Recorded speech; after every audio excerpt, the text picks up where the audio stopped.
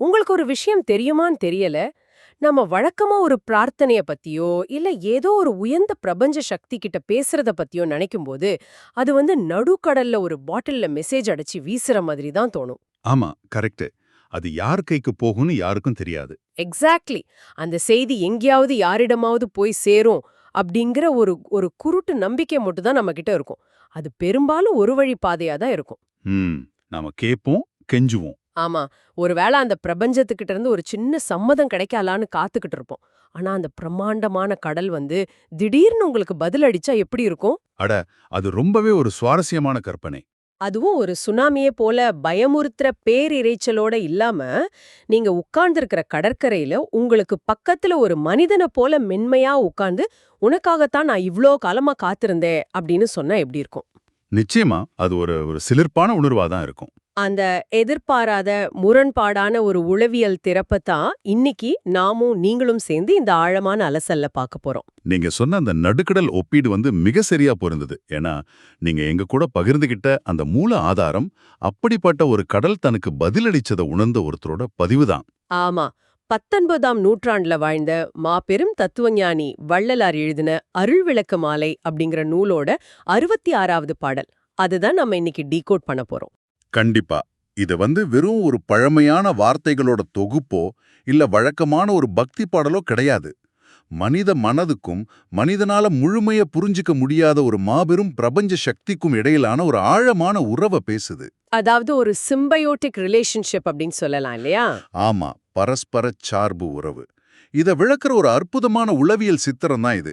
இத நாம ஒரு தத்துவார்த்த மற்றும் உளவியல் கண்ணோட்டத்தோட அணுக போறோம். சரி. இப்போ இத படிக்கும்போது எனக்கு முதல்ல தோணின மிகப்பெரிய ஆச்சரியம் என்னன்னா, அந்த உறவோட தன்மை தான். எந்த விதத்துல சொல்றீங்க? பொதுவா 19ஆம் நூற்றாண்டு அப்படின்னாலே அதிகாரம், படிநிலை, அதாவது ஒரு கடுமையான ஹையரார்கி இருக்கிற காலம். கடவுள் அப்படிங்கிறவர் எங்கோ உயரத்துல சிம்மாசனத்துல உட்கார்ந்திருக்கிற ஒரு சர்வாதிகாரி போலவும், ஆ, மனிதன் பயந்து நடுங்குற ஒரு அடிமை போலவும் தான் கட்டமைக்கப்பட்டிருக்கும். கரெக்ட். ஆனா வள்ளலார் அந்த படிநிலைய சுக்குநூறா உடைக்கிறாரு. தன்னோட ஆசைகள் அனைத்தையும் அந்த பிரபஞ்ச சக்தியின் மேல குவியும்படி அது செஞ்சதாகவும், அதே வேளையில அந்த மாபெரும் சக்தி தன்னோட ஆசைகள் அனைத்தையும் ஒரு சாதாரண மனிதனான வள்ளலரோட உள்ளத்துக்குள்ள வச்சு அவரோட சரிசமமா ஒன்னா கலந்து விட்டதாகவும் சொல்றாரு. இது ரொம்பவே ஒரு புரட்சிகரமான சிந்தனை தான். இது எனக்கு எப்படி தோணுதுன்னா, 2 கண்ணாடிகளை நேருக்கு நேர் வச்சா எப்படி ஒளி ஒன்றிலொன்று முடிவில்லாம பிரதிபலிக்குமோ, அதுபோல மனிதனோட ஆசை இறைவனை நோக்கியும், இறைவனோட ஆசை மனிதனோட உள்ளத்திலையும் பிரதிபலிக்குது. அந்த முடிவற்ற பிரதிபலிப்பு அப்படிங்கிற குறியீடு மிக அருமை. மனித வரலாற்றுல நாம எப்பவுமே கடவுளை மேலே இருக்கிறவராகவும், நாம கீழே இருக்கிறவர்களாகவும் தான் பார்த்திருக்கோம். ஆமா, அதுதான் எப்பவுமே நடந்துகிட்டு இருக்கு. ஆனா இங்க அந்த மாபெரும் சக்தி வெறுமனே மேலே இருந்து அருள் புரியறவரா மட்டும் இல்லாம, மனிதனோட உள்ளத்துல தன்னோட ஆசைகளை வச்சு அவனோட கலந்த பெருந்தகையா மாறுது. கலந்த பெருந்தகை ஒரு அற்புதமான வார்த்தை அது. ஆமா, பெருந்தகை அப்படின்னா ஒரு உயர்ந்த ஆனா மிக நெருக்கமான நண்பன் அல்லது வழிகாட்டின்னு சொல்லலாம். இது அதிகாரத்தை விட நெருக்கத்தையே அதிகமா உணர்த்துது. கரெக்ட். ஒரு சிம்பயாட்டிக் உறவுல 2 உயிரினங்களும் ஒண்ணு சார்ந்து இயங்கும் இல்லையா? நிச்சயமா. அதப்போல மனிதனோட தூய்மையான உணர்வு இல்லாம இறைவனோட கருணைக்கு வடிவம் இல்ல. இறைவனோட கருணை இல்லாம மனிதனோட உணர்வுக்கு முழுமை இல்ல அப்படிங்கிற ஒரு சமநிலையை அவர் இங்க உருவாக்குறாரு. ஆனா இங்க எனக்கு ஒரு ஆழமான முரண்பாடு தோணுது. இத நம்ம கொஞ்சம் தர்க்க ரீதியா பார்க்கணும். ஆசை அப்படிங்கிறது அடிப்படையில ஒரு குறைபாடு இல்லையா? எப்படி சொல்றீங்க? நமக்கு எது இல்லையோ அல்லது எது தேவையோ அதோட மேலதான் நமக்கு ஆசை வரும். மனிதனுக்கு ஆசை இருக்கிறது மனித உளவியலோட அடிப்படை இயல்பு. ஆனா எல்லாவற்றையும் கடந்த முழுமையான ஒரு பிரபஞ்ச சக்திக்கு ஆசை அப்படிங்கிறது எப்படி இருக்க முடியும்? ரொம்ப சுவாரஸ்யமான கேள்வி இது. தன் ஆசையை வைக்குது அப்படிங்கிறது லாஜிக்கலா சாத்தியமில்லாத ஒண்ணுதானே? மிகச்சரியான கேள்வி. இங்கதான் நாம ஆசை அப்படிங்கிற வார்த்தைய மனிதர்கள் பயன்படுத்துற குறுகிய அர்த்தத்திலிருந்து விடுவிக்கணும். ஓஹோ, அப்போ வேற என்ன அர்த்தம்? மனிதர்களாகிய நாம ஆசைய ஒரு பற்றாக்குறை அப்படிங்கிற கண்ணோட்டத்துல தான் பாக்குறோம். எனக்கு பணம் இல்ல, அதனால பணம் மேல ஆசை. புகழ் இல்ல, அதனால புகழ் மேல ஆசை. ஆமா, அது ஒரு டெஃபிஷியன்சி மாடல். கரெக்ட். ஆனா அந்த மாபெரும் சக்தியோட ஆசை அப்படிங்கிறது பற்றாக்குறையினால வர்றதில்ல. அது நிறைவின் விளிம்பு. நிறைவின் விளிம்பு கொஞ்சம் விளக்கமா சொல்ல முடியுமா? இப்போ ஒரு பாத்திரத்துல தண்ணீர் நிரம்பி வழியும் போது அந்த நீர் எப்படி வெளியே பாய துடிக்குதோ அதுபோல அந்த பேரன்பு தன்னை வெளிப்படுத்திக் கொள்ள, தன்னை இணைத்துக் கொள்ள துடிக்கிற ஒரு உந்துதல் தான் இங்க ஆசையா சொல்லப்படுது. வாவ், அதாவது ஒரு ஓவர்ஃப்ளோ ஆஃப் கிரேஸ். ஆமா, இயற்பியல்ல ஈர்ப்பு விசை எப்படி ரெண்டு மாபெரும் கோள்களை ஒன்னை ஒன்னு நோக்கி இழுக்குதோ அதுபோல இது ஒரு உணர்வின் ஈர்ப்பு விசை. அரும அரும. மனிதனோட உணர்வு தூய்மை அடையும் போது அது பிரபஞ்சத்தை நோக்கி ஈர்க்கப்படுது. பிரபஞ்சத்தோட கருணை ஒரு உந்துதலா மாறி மனிதனோட உள்ளத்துல குடிபுகுது. இது ஒரு அழகான இருவழி பரிமாற்றம். அப்போ ஆசை அப்படிங்கறத ஒரு பற்றாக்குறையா பார்க்காம ஒரு காந்த விசை போல பார்க்கணும் அப்படின்னு சொல்றீங்க. நல்லா புரியுது.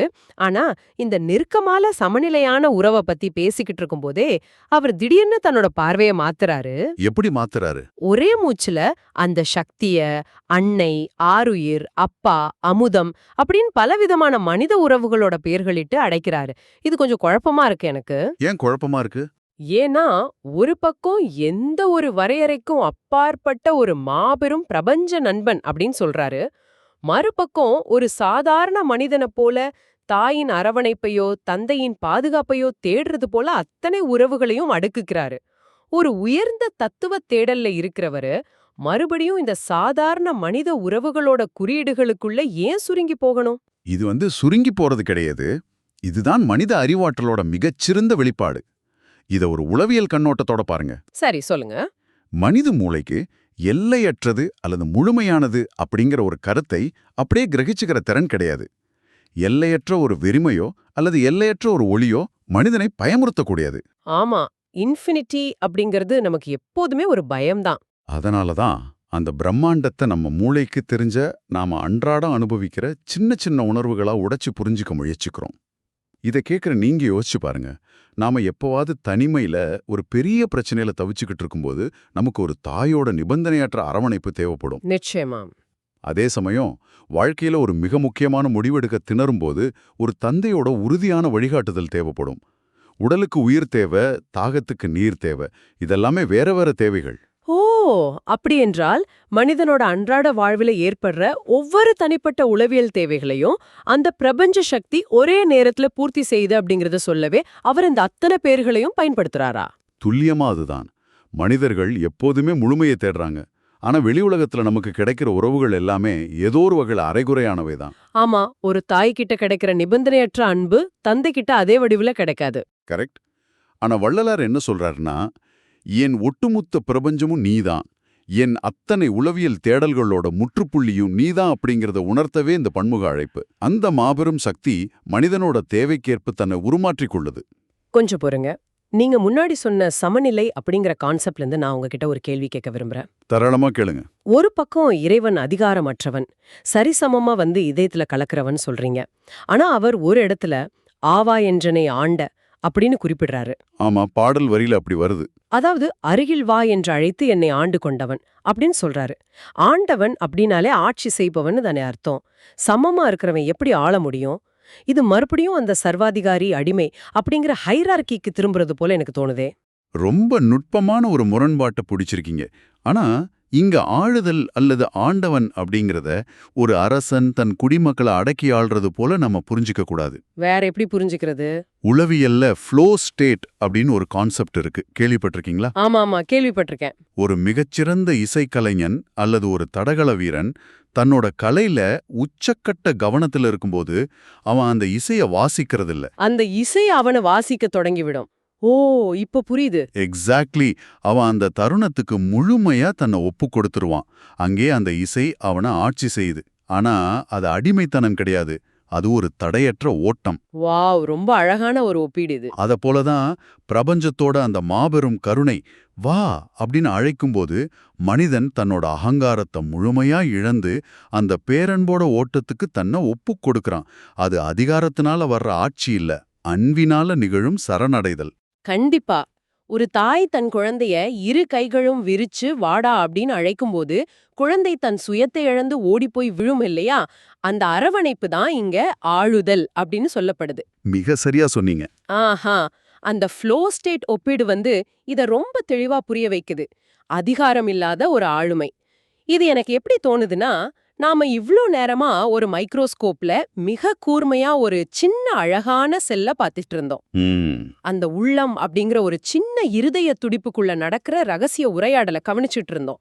ஆனா திடீர்னு யாரோ அந்த மைக்ரோஸ்கோப்போட லென்ஸை மாத்தி அதை ஒரு பெரிய டெலஸ்கோப்பா மாத்தி பிரபஞ்சத்தோட மிகப்பெரிய கேலக்சிய பார்க்க வைப்பது போல ஒரு பிரம்மாண்டமான மாற்றம் அடுத்தடுத்த சிந்தனைகள்ல நிகழுது. ஆமா, அவர் அந்த சக்திய பொன்னாரும் பொதுவில் நடம் புரிகின்ற அரசே அப்படின்னு பாக்குறாரு. அதாவது ஒட்டுமொத்த அண்டவெளியிலையும் நடனமாடும் ஒரு மாபெரும் பேரரசனாக பார்க்கிறாரு.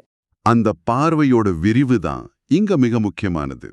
அதுவரை தனக்குள்ளேயே தன் இருதயத்துக்குள்ளேயே குறுக்கிக்கிட்டு இருந்த ஒரு உறவு இப்போ ஒட்டுநொத்த பிரபஞ்சத்தையுமே தழுவிக்கொள்ளுது. பொன்னாரும் புது அப்படிங்கிறது மேலோட்டமா பார்த்தா சிதம்பரத்தை குறிக்கும் இல்லையா? ஆமா, ஆனா தத்துவார்த்தமா பார்த்தா அது காஸ்மிக் ஸ்பேஸ், அதாவது எந்த ஒரு எல்லையும் இல்லாத திறந்த வெளி. நவீன இயற்பியல்ல பிரபஞ்சத்தோட தொடர்ச்சியான உருவாக்கம் மற்றும் அழிவை ஒரு நடனமா வர்ணிப்பாங்க. ஓ, என்ட்ரோபி அண்ட் கிரியேஷன். கரெக்ட். அந்த பிரபஞ்ச நடனத்தை இயக்குற மாபெரும் அரசனாக அவர் அந்த சக்தியை பார்க்கறாரு. ஆனா அந்த டெலஸ்கோப் பார்வையில பிரபஞ்சத்தை பார்த்து வியக்கும் போதே அவர் உடனடியா தன்னை மிகவும் சிறியவனா ஆக்கிக்கிட்டு ஒரு கோரிக்கையை வைக்கிறார். என்ன கோரிக்கை? என் மொழி பூங்கண்ணியும் ஏற்றருளே அப்படின்னு சொல்றாரு. அதாவது என் வார்த்தைகளால் ஆன இந்த பூ மாலையை ஏற்றுக்கொள் அப்படின்னு கேக்குறாரு. இவ்வளவு பெரிய பிரபஞ்சத்தை ஆளும் அரசனுக்கு ஒரு சாதாரண மனிதனோட வார்த்தைகளாலான மாலை எதற்கு? ரொம்ப அருமையான கேள்வி. அவருக்கு இல்லாத செல்வமா ஒரு சாதாரண மனிதனோட கவிதை அவருக்கு என்ன செஞ்சிட போகுது? இதுதான் இந்த ஒட்டுமொத்த அலசலோட மையப்புள்ளி. இந்த அண்டவெளி மாபெரும் நட்சத்திரங்களை உருவாக்கலாம், பிளாக் ஹோல்ஸை உருவாக்கலாம். ஆனா இந்த ஒட்டுமொத்த பிரபஞ்சத்திலுமே பொருள், அதாவது மீனிங் அப்படிங்கறத உருவாக்குற ஒரே கருவி மனிதனோட உணர்வு மட்டும்தான். அட, பிரபஞ்சம் பொருள்களை படைக்குது, ஆனா மனித உணர்வு மட்டும்தான் கலைய படைக்குது. எக்ஸாக்ட்லி. நீங்க இறைவனுக்கு செய்யற ஆடம்பரமான காணிக்கைகளோ தங்கமோ வைரமோ அந்த பிரபஞ்சத்துக்கு தேவையில்லை. ஏன்னா அவை எல்லாமே அது உருவாக்கியதுதான். ஆனா மொழி பூங்கண்ணி, அதாவது ஆழமான உணர்வுல உதித்த சொற்களாலான மாலை அப்படிங்கிறது ஒரு மனிதன் தன்னோட தூய்மையான உணர்விலிருந்து சுயமா உருவாக்குறது. அப்போ இந்த உண்மையான தூய்மையான உணர்வுகளுக்குத்தான் அந்த பிரபஞ்ச நடனமே கட்டுப்படும் அப்படின்னு சொல்றீங்க? கண்டிப்பா. இதை இன்னொரு கோணத்துல சொல்றதுனா, மனிதனோட கலை வழியா, மனிதனோட சொற்கள் வழியா அந்த பிரபஞ்சமே தன்னை திரும்பி பார்த்து ரசிக்குதுன்னு சொல்லலாம். அது ஒரு மிகச்சிறந்த பார்வை. அதாவது பிரபஞ்சம் தன்னைத்தானே உணர்ந்துக்க மனிதனோட கலை ஒரு கண்ணாடியா செயல்படுது. நீங்க உங்க இதயத்திலிருந்து உண்மையா ஒரு வார்த்தைய சொன்னா அந்த பிரபஞ்சமே தன் பிரம்மாண்டமான நடனத்தை ஒரு கணம் நிறுத்திட்டு நீங்க குடுக்கற அந்த சொல் மாலைய தலகுனிந்து ஏத்துக்குது. ஆமா, அது மனிதனோட படைப்புக்கும் அவனோட தூய்மையான உணர்வுக்கும் கொடுக்கப்படுற எப்பேற்பட்ட ஒரு மரியாதை. நிஜமாவே ஒரு சிலிர்ப்பான விஷயம்தான் இது. அதுதான் இந்த சிந்தனையோட உச்சக்கட்டம். முதல்ல அந்த பேரொளி மனிதனோட இதயத்துக்குள்ள இறங்கி வந்து அவனோட ஆசைகளோட ஆசையா கலக்குது.